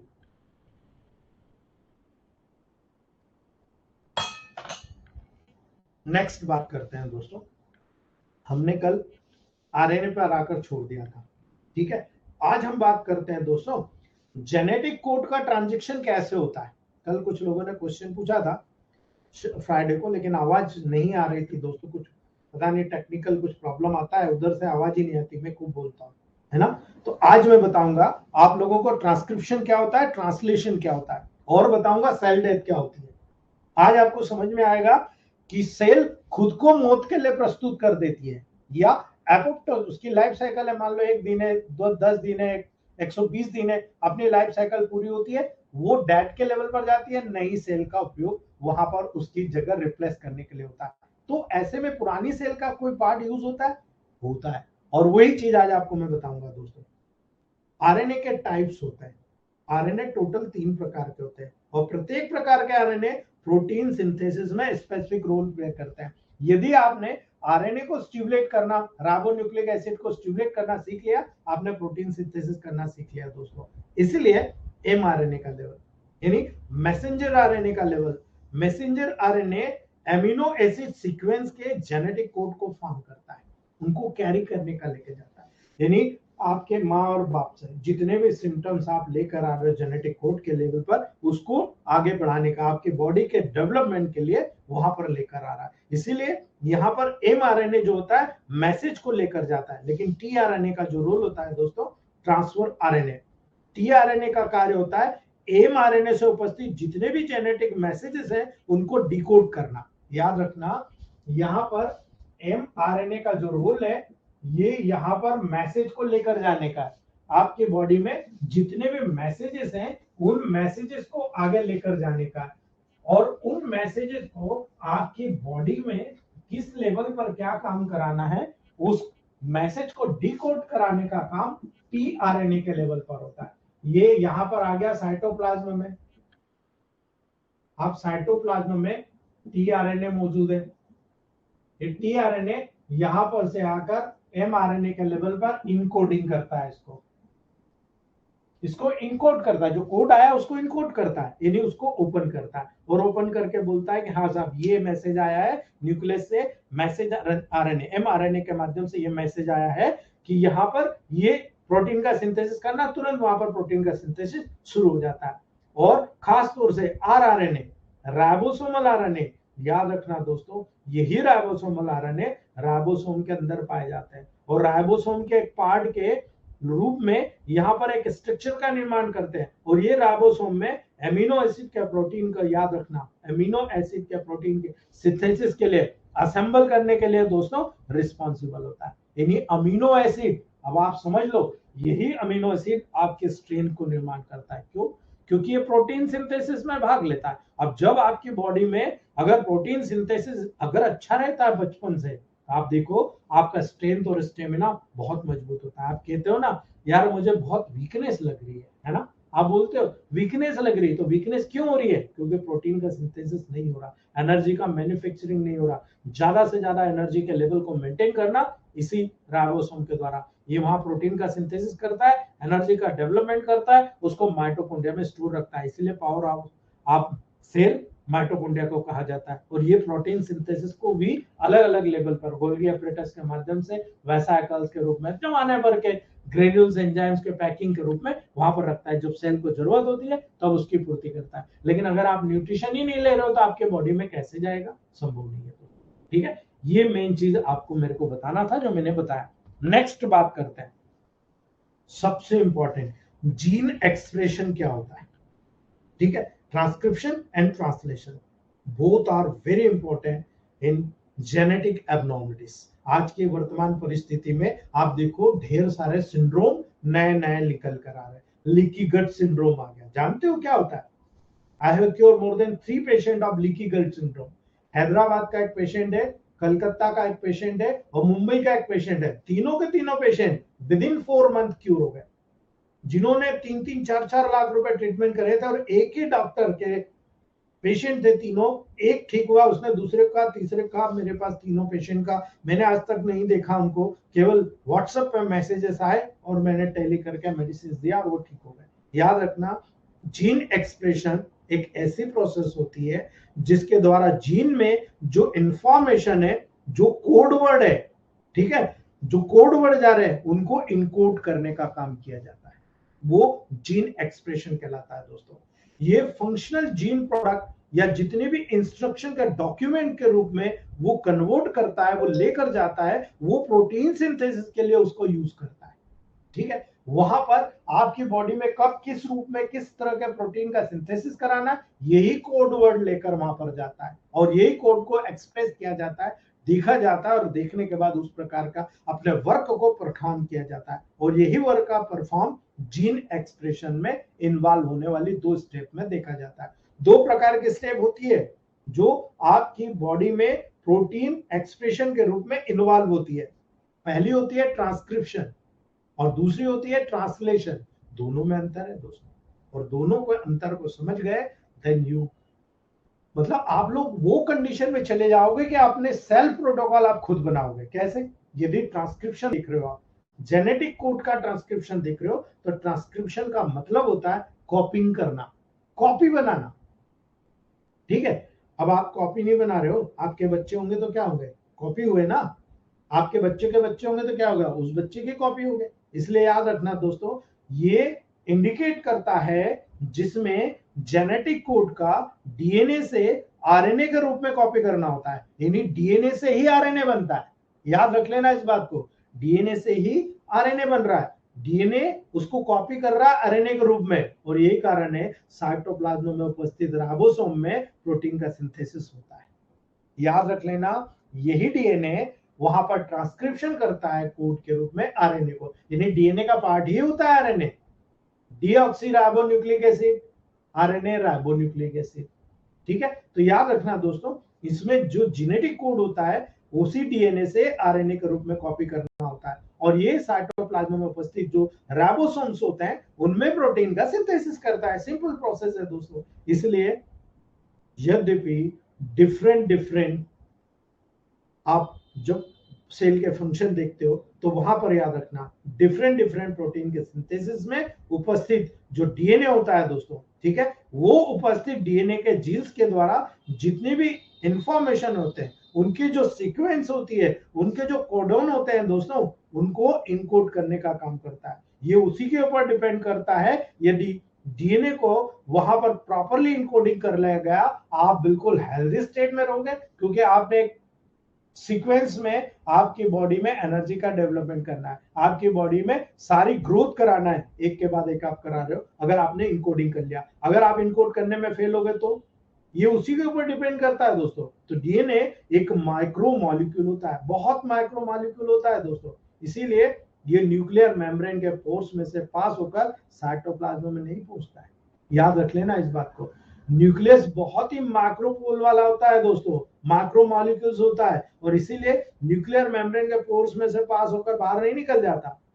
ठीक है, और यही मेन रीजन होता है कि न्यूक्लियस जेनेटिक्स के रूप में अपनी कॉपी को भेजता है आरएनए को, क्योंकि उसको पता है साइटोप्लाज्म में आरएनए मौजूद है। तो डीएनए आरएनए के रूप में कन्वर्ट होता है, वो कन्वर्ट होकर वहां पर दोस्तों पर्टिकुलर साइटोप्लाज्म में जाता है। किंतु जो भी इंफॉर्मेशन डीएनए से राइबोसोम के माध्यम से भेजी जाती है, इसलिए जो भी जीन है दोस्तों वो ट्रांसक्रिप्टेड यानी कॉपीड होकर एमआरएनए बनाते हैं, मैसेंजर आरएनए बनाते हैं, जो कि डीएनए से ही डेवलप होता है और डीएनए से डेवलप होकर साइटोप्लाज्म में जाता है। ये सारी चीजें आपको क्लियर कट इंडिकेशन के रूप में मिल चुकी है दोस्तों। अब आपको ये चीज विशेष तौर से याद रखना है, जब भी जेनेटिक एब्नॉर्मलिटीज होगी न्यूक्लियस के माध्यम से, एमआरएनए के माध्यम से ही वहां पर उसका एक्सप्रेशन, ट्रांसक्रिप्शन आपको देखने को मिलेगा। इसलिए आप जब यहाँ पर प्रयोग करोगे, आप यहाँ पर यूज करना दोस्तों, जितने भी थायराइड हार्मोन्स होते हैं, है ना, वो इसी न्यूक्लियर लेवल पर काम करता है। जब इंडोक्राइनोलॉजी पढ़ोगे ना, आपको इंडोक्राइन लेवल पर मैं बताऊंगा कि एक एक चीज आपको यहाँ पर क्लियर हो जाएगी दोस्तों। इसलिए जब प्रोटीन सिंथेसिस की फर्स्ट स्टेज होती है, यानी सेल का डेवलपमेंट हो रहा, प्रोटीन सिंथेसिस हो रही, पहली स्टेज होती है। और जो पहली स्टेज होती है, याद रखना दोस्तों, यहाँ पर जेनेटिक कोड का ट्रांसक्रिप्शन होना होता है, और यही है जो न्यूक्लियस के अंदर होता है, और ये एमआरएनए के फॉर्मेशन में इन्वॉल्व हो जाता है, और ये साथ ही साथ डीएनए से एमआरएनए में इंफॉर्मेशन का ट्रांसफर करता है, कॉपी करता है दोस्तों। अब न्यूक्लियर पोर से एमआरएनए साइटोप्लाज्म में इंटर करता है और राइबोसोम को एक्टिवेट करता है कि भाई इसी तरह का आपको प्रोटीन सिंथेसिस करना है। इसके परिणाम स्वरूप प्रोटीन सिंथेसिस होता है। याद रख लेना, ये बहुत बड़ी चीज आपके हाथ में रख दी है मैंने। डीएनए से एमआरएनए के फॉर्मेशन को एक एंजाइम के द्वारा फैसिलिटेट किया जाता है, जिसको बोलते हैं आरएनए पॉलीमरेज। RNA polymerase. इस आरएनए पॉलीमरेज एंजाइम की अनुपस्थिति होगी, आपके बॉडी में प्रोटीन सिंथेसिस सेल में नहीं होगा। सेल में नहीं हुआ तो टिश्यू में नहीं होगा, टिश्यू में नहीं होगा, ऑर्गन में नहीं होगा, ऑर्गन में नहीं होगा, सिस्टम में नहीं होगा, आपकी बॉडी वीक हो जाएगी। माइंड इट, अगर आपको वहां पर किसी ऑर्गन्स की रेमेडी देना है तो सबसे पहले देखो डिसीज की स्टेट क्या है। सेल से C1, टिश्यू से C2, लिगामेंट टेंडन के लेवल पर है, वहां पर हार्डनेस सॉफ्टनेस के लेवल पर है C3, सॉफ्ट है तो C3, हार्ड है तो C4, और अगर ग्लैंडुलर नजर आ रहा है, ऑर्गन्स नजर आ रहे हैं, देन C5। तो ये डिसीज की 5 स्टेट होती है, उन 5 स्टेट के अनुसार, लेकिन बाकी के सब ऑर्गेनिक रेमेडी है। ऑर्गन्स के लेवल पर जब डेवलप हो रहा है, वहां पर ऑर्गन की रेमेडी ऐड कर दो। अगर आपको सेल के लेवल पर नजर आ रहा है, ऑर्गेनोबूस्टर C1, स्ट्रक्चर चेंजेस एक ही जैसा होगा, स्ट्रक्चर तो सबका एक है। जहां C1 काम करती है वो सारे स्ट्रक्चर C1 के लेवल के ही होंगे, इसीलिए तो वो मेडिसिन बनी है। इसलिए याद रखना, वो एंजाइम जिसकी कमी से उस पर्टिकुलर सेल के लेवल पर डिफॉर्मिटी हो रही है, वहां पर C1 काम करेगा। टिश्यू के लेवल पर हो रहा, फ्लूइड के लेवल पर हो रहा, C2 काम। अब इसीलिए देख लो उदाहरण, यदि ओडिमा होता है, आगे हमारा यही चैप्टर में बॉडी फ्लूइड में ओडिमा बताऊंगा, मास्टर बना दूंगा ओडिमा के लेवल पर। अगर H2C2L1Y को आप D6 या 200 डाइल्यूशन देते हो, देखो आप मैजिक, पूरी बॉडी का फ्लूइड निकल जाएगा, ओडिमा दूर हो जाएगा। क्यों हो रहा? क्योंकि टिश्यू फ्लूइड पे C2 का रोल है, H2 का रोल है, सिक्रेशन में H2 का रोल है। L1 और Y, मिडिल मैन L1 दोनों तरफ से लाना और ले जाना दोनों काम करेगा। Y क्या रिलैक्स कर दिया, पूरी बॉडी से बाहर निकाल देगा। यही कारण है Y को स्टोन को निकालने में भी नंबर 1 महारत हासिल है दोस्तों। ठीक है, इसीलिए आपको ये सारी बातें आपको 1 by 1 जीन एक्सप्रेशन के रूप में मैं बता रहा हूं दोस्तों। इसीलिए अगर आप यहाँ पर ट्रांसलेशन ऑफ जेनेटिक कोड करते हो कि भाई हमने ट्रांसक्रिप्शन कर दिया, डीएनए से एमआरएनए, टीआरएनए, आरएनए का ट्रांसक्रिप्शन कर दिया, क्या क्या काम करता है हमने सब जान लिया। ठीक है, दूसरी बात, अब हम ट्रांसलेशन कर रहे हैं, जेनेटिक कोड का ट्रांसलेशन कर रहे हैं। अब ट्रांसलेट करना क्या होता है आपको मालूम है, इंग्लिश से हिंदी में ट्रांसलेट कर दिया, रहेगी तो बात सेम ही ना, ये इंग्लिश में बोल रहा है, हिंदी में बोल रहा है। इसलिए याद रखना, ट्रांसलेशन एक ऐसी प्रोसेस होती है दोस्तों जिसमें स्पेसिफिकली याद रखना, डीएनए से एमआरएनए के द्वारा लाए गए जितने भी ट्रांजैक्शन होते हैं, जितनी भी इंस्ट्रक्शन होती है, उसके डायरेक्शन के माध्यम से सेल के अंदर राइबोसोम में प्रोटीन का सिंथेसिस होता है, या ये वो प्रोसेस होती है जिसके द्वारा एमआरएनए को रीड करके राइबोसोम के द्वारा प्रोटीन का प्रोडक्शन किया जाता है। या अन्य 2 प्रकार के आरएनए जिन्हें टीआरएनए, आरआरएनए का नाम दिया गया है, उनके रोल्स को भी इसमें इन्वॉल्व किया जाता है। ठीक है, तो सीधी बात है, यहां पर ट्रांसलेशन में मतलब ये जो ट्रांसक्रिप्शन करा यानी वहां पर डीएनए से एमआरएनए, टीआरएनए और आरआरएनए बने, ये ट्रांसक्रिप्शन हो गया। लेकिन यहां पर उन ट्रांसक्रिप्शन के माध्यम से जितनी भी इंस्ट्रक्शन आई वहां पर सेल में उनका इन्वॉल्वमेंट कराना, उनका काम कराना, वो ट्रांसलेशन कहलाता है। अर्थात क्या मैसेज लेकर आए हो, हिंदी में कि इंग्लिश में, इंग्लिश में हिंदी में कर लो, हिंदी में इंग्लिश में कर लो, आपने ट्रांसलेशन कर लिया और उसी तरह से वहां काम कर दिया। इसीलिए जितने भी सरकारी अधिकारी होते हैं वो क्या करते हैं काम के लिए, लेटर लाए हो क्या, है ना, सरकारी को लेटर है, आपके पास लेटर होगा तो काम होगा। बैंक में पैसे निकालने जाते हो, जमा करने जाएंगे तो बैंक वाले नहीं पूछेंगे, जब निकालने जाओगे तो बैंक वाले पूछेंगे लाओ भाई पासबुक बताओ, है ना। ये सारी प्रोसेस यहाँ पर इन्वॉल्व होती है। एमआरएनए न्यूक्लियस से बाहर निकलता है और बाहर निकलकर साइटोप्लाज्म में आता है। और याद रखना राइबोसोम का एक ग्रुप होता है जिसको हम पोलिसोम कहते हैं, ये पोलिसोम से एमआरएनए अटैच होता है, ठीक है। और यहां पर जो कोड लाता है उस कोडोन की सीक्वेंसेस में एमआरएनए को वो एक्सपोज करता है, वो उसके कोड को बाहर निकालता है। और ये टीआरएनए में उसकी जो बेस होती है यानी कोडोन की इस सीक्वेंस में एमआरएनए जब एक्सपोज होगा तो टीआरएनए में बेस की जितनी भी कॉम्प्लीमेंट्री सीक्वेंसेस होती है उसको रिकॉग्नाइज करता है, वो पहचान लेता है हाँ इसको ऐसा करना, इसको ऐसा करना, इसको ऐसा करना। उसने पूर्ण रूप से पहचान लिया, और जब पहचान लिया तो याद रखिएगा दोस्तों, उसी के मदद के द्वारा बेस की जितनी भी कॉम्प्लीमेंट्री सीक्वेंसेस हैं उसके रिकॉग्नाइजेशन के बेस पर जो कॉम्प्लीमेंट्री सीक्वेंसेस होता है उसको एंटी कोडॉन के रूप में यहां पर जाना जाता है। यानी जो कोड लेकर आया उसको एंटी कोडॉन वहीं के वहीं कर दिया जाता है, और उसी के माध्यम से आप जो आगे का फंक्शन करते हो वो फंक्शन यहाँ पर परफॉर्म किया जाता है।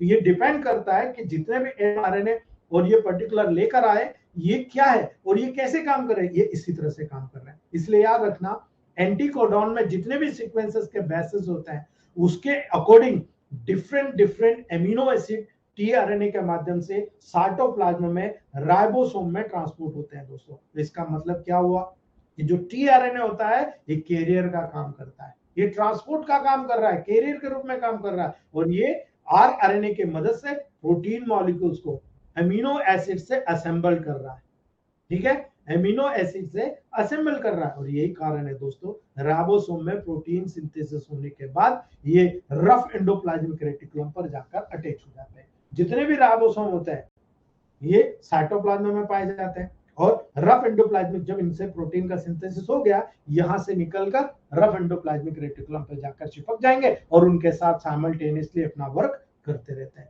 यही कारण है सारी प्रोसेसेस यहां पर इसी सीक्वेंसेस में होती रहती है, सेल में, न्यूक्लियस में, न्यूक्लियर मेम्ब्रेन में, पर्टिकुलर साइटोप्लाज्म में और सेलुलर मेम्ब्रेन में। लेकिन सबसे इंपॉर्टेंट चीज ये होती है, आप में से कितने लोग जानते हैं कि आपकी बॉडी में ग्रोथ और primary action of growth factor होती है। आपकी बॉडी का डेवलपमेंट कराना आप कैसे कराओगे, है ना, आपको ये चीज देखना है, बहुत इंपॉर्टेंट है दोस्तों, ठीक है। ग्रोथ फैक्टर होते क्या है, यही प्रोटीन्स होते हैं, इसलिए मैं इनका इंपॉर्टेंस आपको बता रहा हूं। ग्रोथ फैक्टर प्रोटीन्स होते हैं जो कि सेल सिग्नलिंग मॉलिक्यूल के जैसे एक्ट करते हैं। आपकी सेल का सिग्नलिंग, याद रखना, क्लियरेंस सेल सिग्नलिंग मॉलिक्यूल के जैसे एक्ट करते हैं, जैसे कि साइटोकाइंस, जैसे कि हार्मोन, है ना। हमने बात किया our body partly control by hormone system, partly bye nervous system. ये दोनों तराजू के दो पलड़े हैं, हमारी बॉडी को बैलेंस करते हैं। कैसे बैलेंस करेंगे भाई बताओ आप मुझे।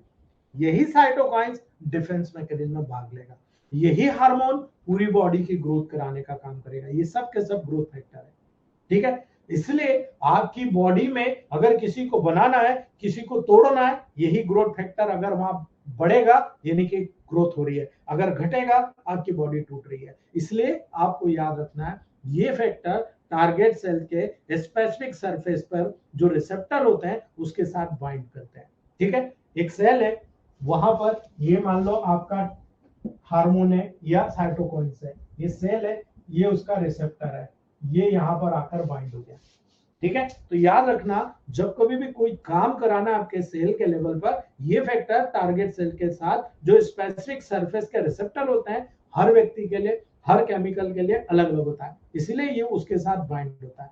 इन सेल्स के मैच्यूरेशन या डिफरेंशिएशन या प्रोलिफरेशन को स्टिमुलेट करता है। याद रखना, ये फैक्टर जब इस रिसेप्टर के साथ जुड़ेगा तब इस सेल का मैच्यूरेशन कराएगा, इस सेल्स का प्रोलिफरेशन कराएगा, इस सेल को अन्य सेल से डिफरेंशिएट करेगा। ये सब इन्हीं ग्रोथ फैक्टर के ऊपर डिपेंड करता है। यदि आपको ये पता है तो आप किसी भी सेल को ऑर्गेनो बूस्टर के माध्यम से, इसी प्रोसेस के माध्यम से, उसकी ग्रोथ फैक्टर के माध्यम से रिकवर कर सकते हो। इसीलिए आपको इन्फ्लामेशन पता होना चाहिए, रिपेयर क्या है और रीजनरेशन क्या है, ग्रोथ क्या है, ये सारी प्रोसेसेस हम इस चैप्टर के बाद में मैं आपको इन्फ्लामेशन बताऊंगा। एक दिन पूरा जाएगा, लेकिन उस इन्फ्लामेशन के बाद किसी भी प्रकार का जितने भी हम इन्फ्लामेशन पढ़ रहे हैं सारा आपके माइंड में सेट हो जाएगा। दोस्तों, ग्रोथ फैक्टर की जो टर्म होती है, ये टर्म क्या है, ये साइटोकाइन्स के टर्म के साथ में इंटरचेंजेबली यूज होती है। जो साइटोकाइन्स होते हैं हमारा डिफेंस मैकेनिज्म में काम करते हैं। याद रखना, जितने भी ग्रोथ फैक्टर होते हैं साइटोकाइन से अलग होते हैं, ये भी याद रखना, लेकिन उन्हीं की तरह से इनको माना जाता है। जितने भी ग्रोथ फैक्टर होते हैं ग्रोइंग टिश्यू के सेल पर एक्ट करता है, जो ग्रोथ करने वाले टिश्यूज होते हैं उनकी ग्रोथ को प्रमोट करता है। और इसीलिए जितने भी साइटोकाइन्स है, आप हिमोटोपोइटिक सेल्स में चले जाओ, इम्यून सिस्टम के सेल्स में चले जाओ, उनके साथ कनेक्ट करता है। अगर कनेक्ट करता है तो उदाहरण देखिए, आप सबको पता है, आप सब महारथी हैं दोस्तों, इतना तो आप लोगों को सबको पता है कि हम इसको कैसे टैली करेंगे। याद रखना, जब आपकी बॉडी में कई प्रकार के टूट फूट होती है तो सबसे पहला फैक्टर निकलता है पीडीजीएफ, platelet derived growth factor.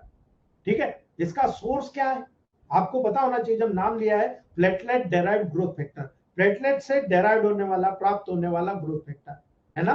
Platelet और आपकी बॉडी के जो इंडोथेलियल सेल्स होती है, सबसे अंदर की सेल ऑर्गन की, जिसको इंडोथेलियल सेल्स कहते हैं, वहां से ये डेराइव्ड होता है। इसका क्या रोल, अगर आपने ये ग्रोथ और primary action of growth factor का साइन समझ लिया, आपने ऑर्गेनोबूस्टर गैंग्रीनल फोर्ट को समझ लिया, यू कैन मास्टर ऑफ ऑर्गेनोबूस्टर एंड गैंग्रीनल।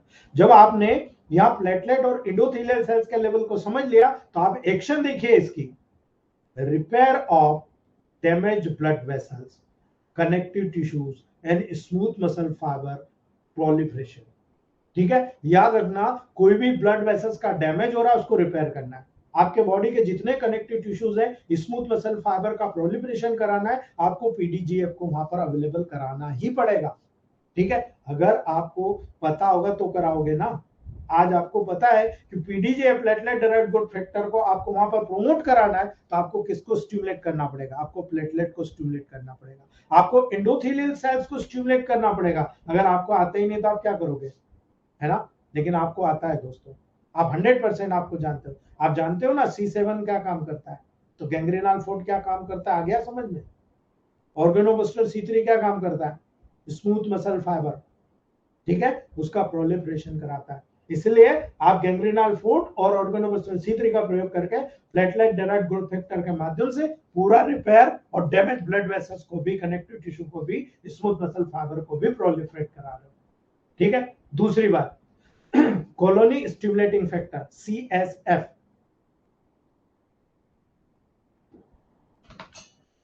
CSF के लेवल पर बात आएगी।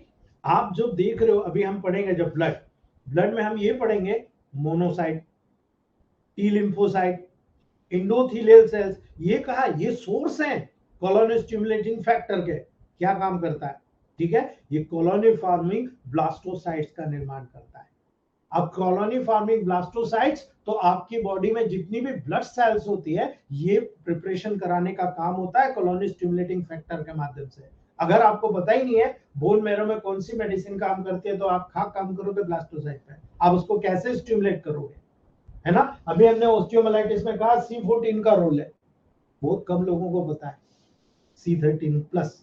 ठीक है, याद रखना दोस्तों, नर्व ग्रोथ फैक्टर, अब आपको पता ही नहीं है नर्व का डेवलपमेंट कराना है, आप कहते हो भाई मैं इम्यूनिटी इसकी डेवलप कर दूंगा, इसकी न्यूरोलॉजिकल लेवल को रिपेयर या रिजनरेट कर दूंगा, आपको पता ही नहीं कि नर्व ग्रोथ फैक्टर कहाँ होता है ना। और नर्व की ग्रोथ को स्टिमुलेट करने वाला फैक्टर पता ही नहीं आपको, लेकिन आज अगर पता है तो आपको पता है कि इसका सोर्स होता है एस्ट्रोसाइट्स, न्यूरॉन्स, आपकी मसल्स, क्योंकि मसल्स और नर्व का जंक्शन होता है, इसलिए एस्ट्रोसाइट ब्रेन के लेवल पर, न्यूरॉन्स आपकी पूरी बॉडी के लेवल पर जो मसल से जुड़ा होता है। ठीक है, एस्ट्रोसाइट, न्यूरॉन और मसल्स जब इनका लेवल है, न्यूरॉन्स की ग्रोथ और उसको डेवलपमेंट कराना है। इसीलिए अगर आपको पता है तो आप मुझे बताओ, आपको मैंने C5 पढ़ाया था, तब मैंने कहा था C5 1000 प्लस G, ये हर प्रकार के नर्व की ग्रोथ को प्रमोट करा था। अगर नहीं कहा था आप मुझे बता दीजिएगा। ठीक है, आप में से सबको पता होना चाहिए कि एस्ट्रोसाइट, न्यूरॉन, मसल्स का लेवल है, न्यूरॉन का ग्रोथ और डेवलपमेंट कराने का काम करता है। आपको पता होना चाहिए कि नर्व ग्रोथ फैक्टर को हमने स्टिमुलेट करा दिया, हम हर तरह से डेवलपमेंट कर देंगे। दूसरी बात, चौथा, इरिथ्रोपोइटिन। आप कितने लोग जानते हैं इरिथ्रोपोइटिन कहाँ बनता है? थ्रोम्बोपोइटिन, कितने लोग जानते हो कि थ्रोम्बोपोइटिन कहाँ बनता है? इरिथ्रोपोइटिन बनता है किडनी में, थ्रोम्बोपोइटिन बनता है किडनी में, लेकिन इरिथ्रोपोइटिन तो बोन मेरो पे काम करता है। बोन मेरो में आरबीसी का प्रोडक्शन को, फॉर्मेशन को रिलीज कराने का, सर्कुलेशन में भेजने का काम करता है। ठीक है, थ्रोम्बोपोइटिन किडनी में काम करता है और प्लेटलेट का प्रोडक्शन कराता है। अगर डेंगू हुआ या प्लेटलेट का प्रोडक्शन कब हुआ, आप क्यों यूज करते हो भाई? यहाँ पर L2, S10, C4, WE, B क्यों यूज करते हो आप? इतनी मेडिसिन से आप किसी भी L2, S10, C4, WE, इनको देने से आप इमीडिएटली प्लेटलेट को स्टिमुलेट करा सकते हो, प्लेटलेट का प्रोडक्शन करा सकते हो, किसी को भी 24 घंटे में प्लेटलेट का चेंज दिखा सकते हो आप। क्यों? क्योंकि आपको पता है इरिथ्रोपोइटिन और थ्रोम्बोपोइटिन पर ये मेडिसिन का रोल आपको देखने को मिल रहा है। याद रख लेना, insulin like growth factor, somatomedin C, IGF-I। अगर आप इस इंसुलिन लाइक ग्रोथ फैक्टर को देख रहे हो दोस्तों, तो आपको याद रखना है लीवर में स्टिमुलेट होता है।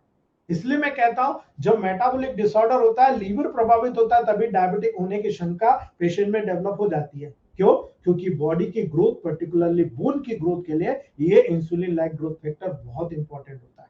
ठीक है, याद रखना, जब पैराथायराइड हार्मोन बताऊंगा आपको, ये पूरी चीज प्रोसेस करके बताऊंगा। ये लेवर के लेवल पर सीक्रेट होता है, बॉडी की ग्रोथ को, पर्टिकुलरली ब्रोन की ग्रोथ को क्यों स्टिमुलेट करता है। याद रख लेना इस बात को। किसको डायबिटिक मेलाइटिस होता है, वहां पर शुगर का एक अलग ही रोल, वहां पर इंपैक्ट उस पर पड़ता है। डायबिटिक फूड होता है तो देखो आप, बोन पूरी गल जाती है, क्योंकि शुगर का बहुत ज्यादा इन्वॉल्वमेंट वहां पर होता है, और इस कारण से वहां पर ग्रोथ ही नहीं होती है। बॉडी की लेवल पर बैक्टीरिया की ग्रोथ बहुत इजीली हो जाती है और बहुत आसानी से टिश्यू का डिस्ट्रक्शन हो जाता है। आपको पता होगा तब आप करोगे ना। ठीक है, लेकिन इंसुलिन लाइक ग्रोथ फैक्टर होता है सेकंड नंबर का। अगर आपको पता है कि ये लीवर में बनता है और इसका स्पेसिफिक रोल होता है फीटस की ग्रोथ कराने में। ठीक है, फीटस की ग्रोथ कराने में कितने लोगों ने S5, F1, C10, A3, W का प्रयोग D5 में या D4 में किया है किसी फीटस की ग्रोथ के लेवल पर? Nobody can explain. मेरा कहना है आप करा के देख लो। इंसुलिन लाइक ग्रोथ फैक्टर जब सेकंड आप दोगे, लीवर को स्टिमुलेट करोगे, फीटस की ग्रोथ को प्रमोट करा देगा। ठीक है, बहुत तेजी से फीटस की ग्रोथ होने लग जाएगी। करके देखो भाई, आप करोगे नहीं तो पता कैसे चलेगा। ठीक है, इपिडर्मल ग्रोथ फैक्टर, याद रखना, ये EGF, सब मैक्सिलरी ग्लैंड, जो ब्रूनर ग्लैंड्स होती है वहां पर होता है। अगर आपको पता है कि हेयर का मुझे ग्रोथ कराना है, ब्रूनर ग्लैंड के बारे में पता होना चाहिए।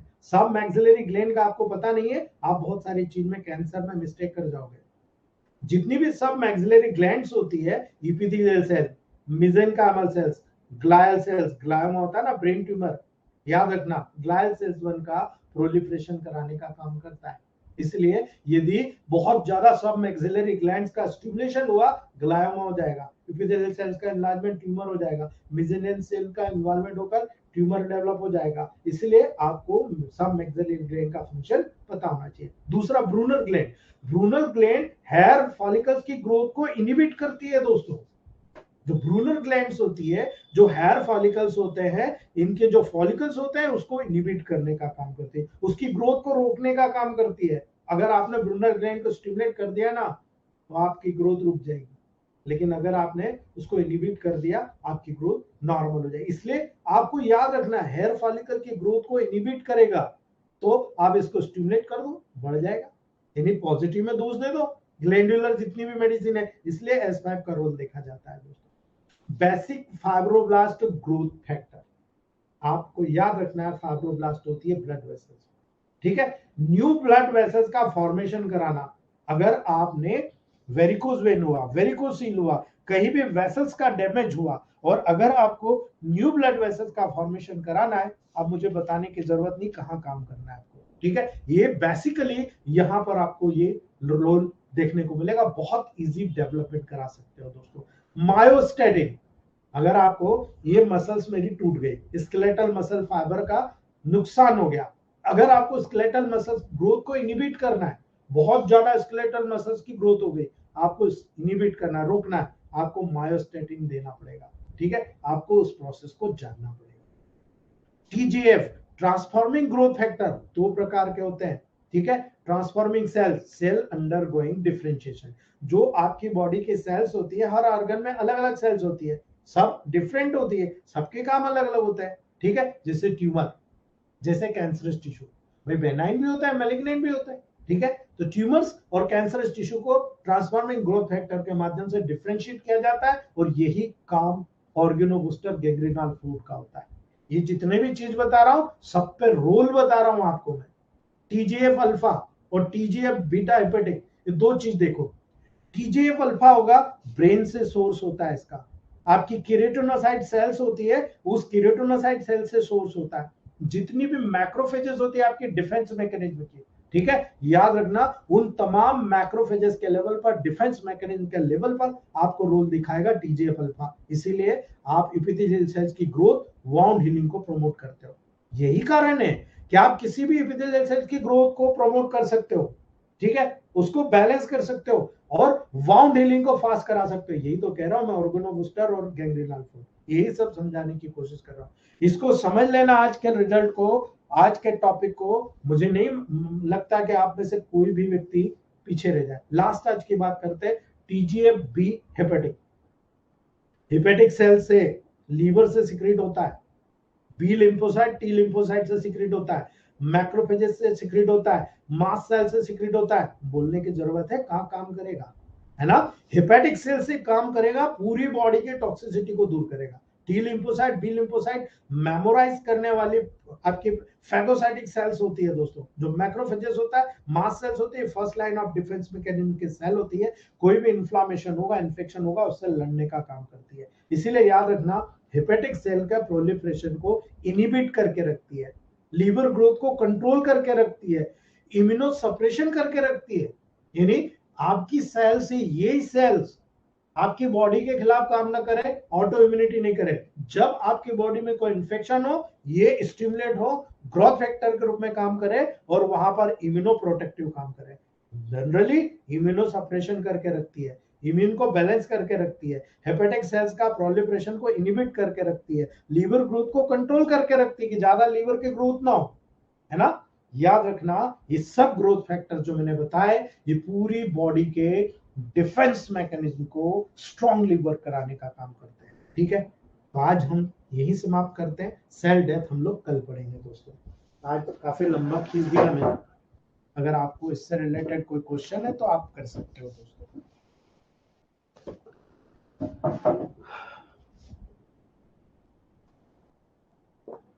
अगर कोई क्वेश्चनिंग है तो आप लोग कर सकते हो दोस्तों।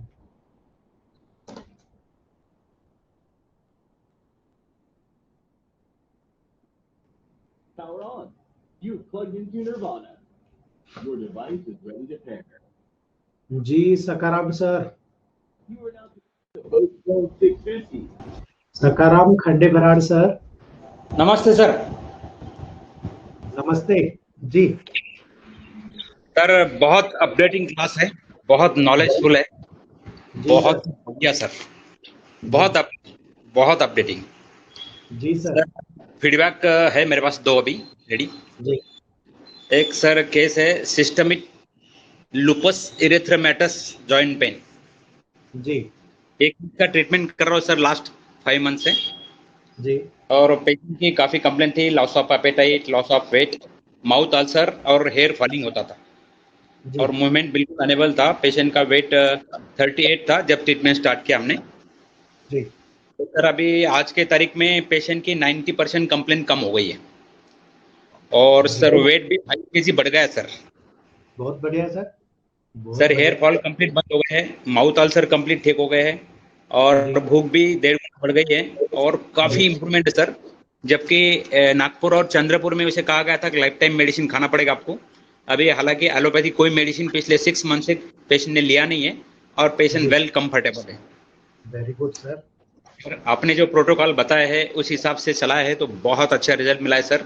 ये बहुत बड़ा केस है, और जी इसके लिए कोई ट्रीटमेंट है ही नहीं एलोपैथी में, जी और बहुत फैंटास्टिक रिजल्ट आया है सर। और सेकंड केस है, और एक बहुत अच्छा फीडबैक है सर वो भी। जी पेशेंट को हाई ग्रेड फीवर था 5 डेज से, और राइगर बहुत बहुत स्पीड से ठंड बच के आता था उसको, और जी काफ़ी ट्रीटमेंट था कंसल्टिंग लेवल पर। फिर उनका मुझे फ़ोन आया कि बोला ऐसा ऐसा प्रॉब्लम हो रहा है, और उनको प्लेटलेट्स 45,000 पे आए थे। जी हालांकि उनका सर डेंगू का टेस्ट नील आ रहा था, बट उनको जी फीवर बहुत आ रहा था सर। उनको मैंने मॉर्निंग को फिर लिम्फो बूस्टर C4 डालकर 5 ड्रॉप डाल के दिया था, ऑल वायरल फीवर ड्रॉप दिया था, और स्पाइनल कॉर्ड ऑयल दिया था, अर्ली और ड्रॉप जी दिया था जी सर। हालांकि इस पेशेंट को उन्होंने प्लेटलेट्स ट्रांसफर भी किए थे, ट्रांसफ्यूजन जी भी हुए थे, तो फिर भी सेकंड उनका 45 का 55 पे आ गया था। जी बट अपना जो प्रोटोकॉल चला है मैंने ये चारों drop, sir next day morning को 12 बजे इस पेशेंट का 1,15,000 होगा सर। Very good. बहुत बहुत बधाई सर। सर परेशान हो गए एमडी सर वो। जी 24 घंटे में सर बुखार नॉर्मल हो गया, वोमिटिंग जी कम हो गया, पेट दर्द कम जी हो गया, और सारी जी चीजें सर डिशेबल। बहुत बढ़िया सर, बहुत बढ़िया। बहुत ही सर बढ़िया रिजल्ट मिला है सर, बहुत ही फैंटास्टिक सर। बहुत बहुत बढ़िया सर। आपका बहुत बहुत दिल से थैंक यू सर। आपने पढ़ाया, जी बहुत काम आ रहा है, और वाकई यू आर द, मैं बोलता हमेशा, you are the emerald of the electrohomoeopathy. Thank you sir. Sir absolutely right बोल रहा हूँ सर मैं, ये तारीफ नहीं है, ये एक हकीकत है सर। दिल से बोल रहा हूँ, और जी दिल से ट्रीटमेंट पेशेंट सारे एकदम ठीक हो रहे सर, बहुत बढ़िया रिजल्ट आ रहे। काफी जी फीडबैक है मेरे पास, आपको दो ही जी बता रहा हूँ, जी बहुत अच्छे रिजल्ट। थैंक यू वंस जी अगेन सर। जी जी Jaswinder sir, Jaswinder Pal sir, Utpal sir, नमस्ते सर। नमस्ते। सर डीएनए और आरएनए पर सर जैसे कोरिया की जो प्रॉब्लम होती है सर, वो मेरे पास 2 पेशेंट आए थे सर। मैंने उनको कहा था कि मैं स्टडी करूं, उसके बारे में मैं आपको बाद में बताऊंगा सर। वो मतलब उनको जेनेटिक प्रॉब्लम है सर, परिवार को। उनके घर 3 पेशेंट पड़े हैं सर। बिल्कुल हो जाएगा सर, 2-4 दिन में नंबर आ रहा है कोरिया का, आपको समझ में आएगा। ठीक है सर एक और था जो आप फेस्टिवल कर रहे हैं सर, वो कब तक होगा? क्या चीज सर? जो आप फेस्टिवल कर रहे हो इलेक्ट्रो होम्योपैथी का। सर वो 5, 6, 7 जनवरी का फाइनल हो गया, 1-2 दिन में उसका पूरा डॉक्यूमेंटेशन आपके पास हो जाएगा, किस बार क्या करना है। ठीक है, क्यों कैसे हम होगा। प्रोग्राम बना रहे हैं ये 3-4 डॉक्टर इकट्ठे, हम भी इसको ज्वाइन करेंगे सर पूरी तरह से। सर मोस्ट वेलकम सर, स्वागत है आपका। आपको बहुत इतनी चीजें सीखने को मिलेगी जो आप 16 महीने में मिलोगे, उसके पहले आपको मिलेगी। और उसमें पूरा practice of medicine, paediatrician, gynaec, obstetric और सर्जरी, ये 4 सब्जेक्ट पे कॉन्सेंट्रेट करने वाले। ठीक है, आपको उसका पूरा डिटेल मिल जाएगा सर। ठीक है ठीक है सर, थैंक यू सर। जी जी अजीत विश्वास सर, डॉक्टर अजीत विश्वास सर, डॉक्टर अजीत विश्वास सर, आप बोलते ही नहीं हाँ हो सर, आप। नमस्कार सर। जी बोलिए नहीं सर, सर। एक्चुअली नेट का प्रॉब्लम है सर, जैसे नहीं। हाँ जी सर, हेलो। जी बोलिए सर, बोलिए आप सुन पा रहे हैं सर? सर, आप हाँ सर, फटाफट मुझे ये बोलिए। पूछना है L2S। हाँ सर, L2S10C4W प्लेटलेट्स को बढ़ाने के लिए काम करते हैं सर। तो ये कौन सा जी डायल्यूशन में देना है सर? सर, पॉजिटिव में देंगे जब डायल्यूशन। बढ़ेगा ना, पॉजिटिव में ओके दीजिए सर, आप। ओके। जी हाँ, ओके। जी Naved sir, doctor Naved sir. हाँ सर। हाँ सर, नावेद सर बोलिए। विनोद सर,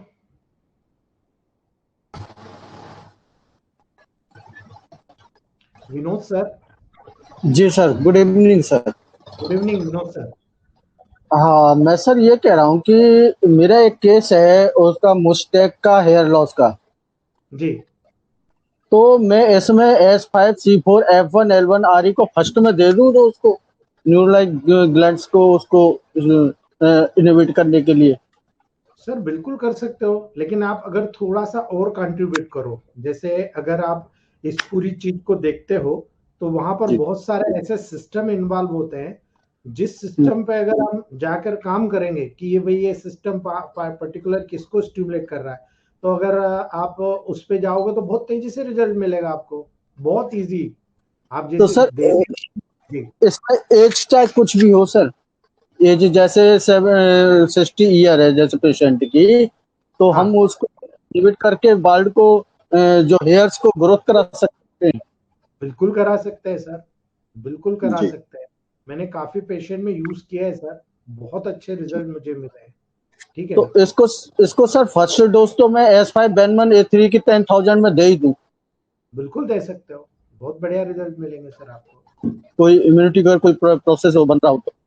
ना है जी। ना कुछ S1C1A1 हेलो। वेन1 आ रही, S1C1A1 वेन1 आ रही, D1 में बहुत बड़ा, D2 में दो तो और बढ़िया। ठीक है, बहुत अच्छा काम करेगा, जी। है ना? जी इसमें इस केस में हाँ, इस केस में बहुत जल्दी S1C1A1 आ रही हाँ वेन1 आ है रही, जी। बहुत जल्दी काम करेगा। ठीक है okay, thank you so much sir. जी जी। इजी इलेक्ट्रोमोपैथिक ट्रीटमेंट, इजी इलेक्ट्रोमोपैथिक ट्रीटमेंट। सर नमस्कार। नमस्ते सर। सर आज आपने जो प्रोटोकॉल बताया, मेरा एक केस है सर थैलेसीमिया का, हर महीने उसे ब्लड चढ़ता है, तो क्या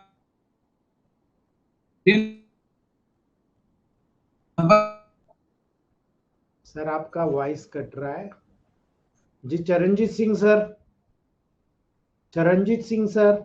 सर नमस्ते सर। नमस्ते। सर जो आपने प्लेटलेट्स का बताया है सर, इसे ऑन टंक दे सकते हैं इसको सर? बिल्कुल पॉजिटिव में दो आप, कोई दिक्कत नहीं है, एक पॉजिटिव एक डोज में। घंटे एक एक बिल्कुल घंटे के? बिल्कुल दो, कोई दिक्कत नहीं। ओके सर, ओके, बस यही कंफर्म करना। Vishwajeet Deshmukh sir, Deshmukh sir. जय गुरुदेव सर। जय गुरुदेव भाई, बहुत बोलिए बहुत धन्यवाद सर। जी। बहुत बहुत धन्यवाद आपका। जी आपने तो ज्ञान का भंडार खुला है सर पूरा। मेरी तरफ से बिल्कुल। आपको बहुत बहुत बधाई। सर थैंक यू ये जी। जो जी बताया अभी, जी। वैस्कुलर नेक्रोसिस के लिए यूज कर सकते हैं सर? वैस्कुलर नेक्रोसिस में बहुत अच्छा होता है। आप देख रहे हो कि बोन में नेक्रोसिस हो रहा है, ठीक है? बोन हाँ। में नेक्रोसिस हो रहा है तो आपको क्या करना है? ब्लड सर्कुलेशन बढ़ाना है, ठीक है? अब यस। आपको ये देखना है कि ब्लड कहाँ बढ़ाना है, बोन में बढ़ाना है ना, तो बोन की मेडिसिन C4, यस। ठीक है? हाँ। ब्लड सर्कुलेशन बढ़ाना है तो A1, ठीक है? अब राइट। इसको उत्प्रेरक के एंजाइमेटिक प्रोसेस बढ़ाना है तो F1, ठीक है? अब आपको C4L1 नहीं बनाओगे तब तक काम नहीं होगा, तो C4A1 F1 L1 W और B, W कम रखना, B को स्ट्रॉन्ग रखना है, पहली बात ये प्रोटोकॉल। दूसरा प्रोटोकॉल होता है ब्लड सर्कुलेशन बढ़ाने के लिए एक्सटर्नल में आरी का अप्लाई कराना, ठीक है? तो वहां पर S5 C4A1 L1 F1 आरी, तो वहां पर आरी को स्ट्रॉन्ग रखना, 30% अकेले आरी होना जब आप अप्लाई कराओगे, आप देखो बहुत तेजी के साथ सर्कुलेशन बढ़ेगा, ठीक है? Okay okay sir. जी बहुत बहुत जी। Meenakshi ji, Meenakshi Kajal ji, sir good evening. Good evening. Sir आपने बताया था हेरिडिटरी प्रॉब्लम्स को रोकने के लिए हम वेन1 का 10,000 देंगे, तो सर जो वे A3 वेन1 जी। जी सर, तो सर ये बच्चों को भी दिया जा सकता है? बिल्कुल दिया जा सकता है, 1 साल से 2 साल से ऊपर। और सर जैसे 12-10 साल के बच्चे को और 6 साल के बच्चे को 10,000 की कितनी डोज देनी चाहिए सर मंथ में? मंथ में 1 या 2 डोज।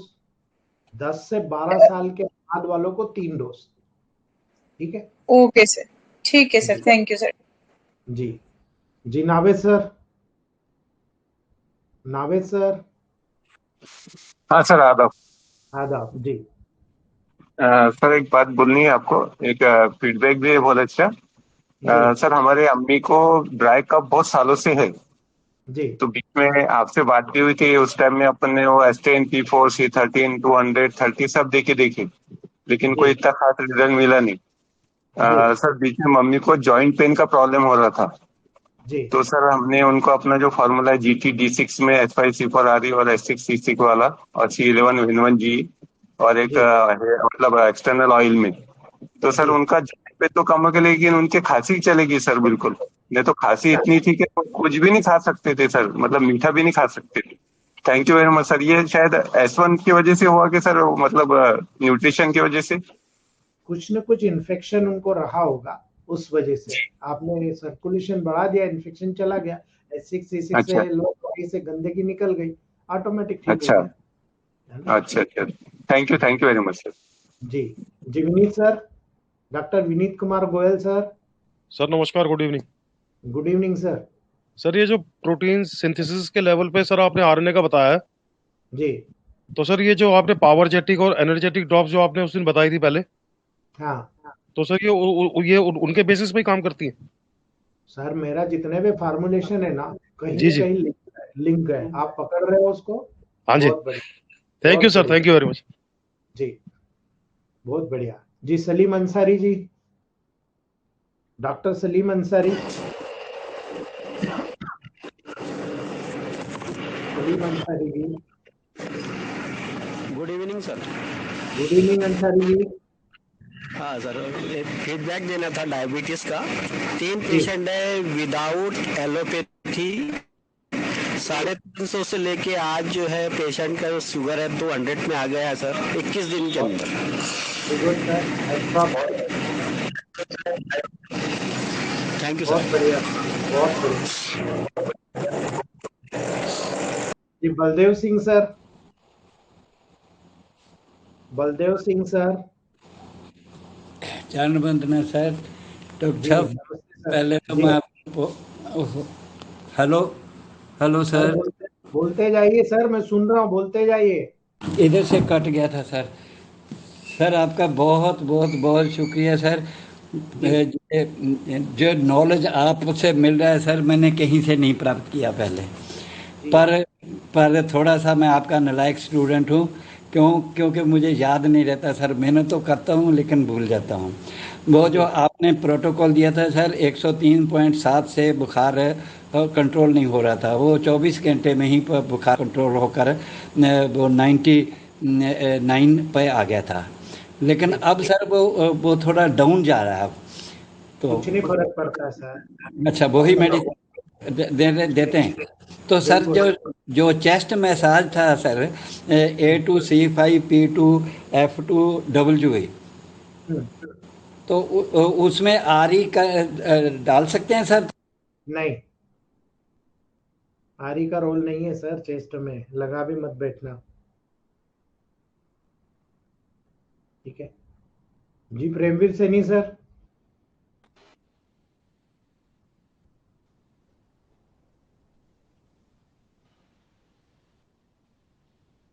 प्रेमवीर सैनी सर,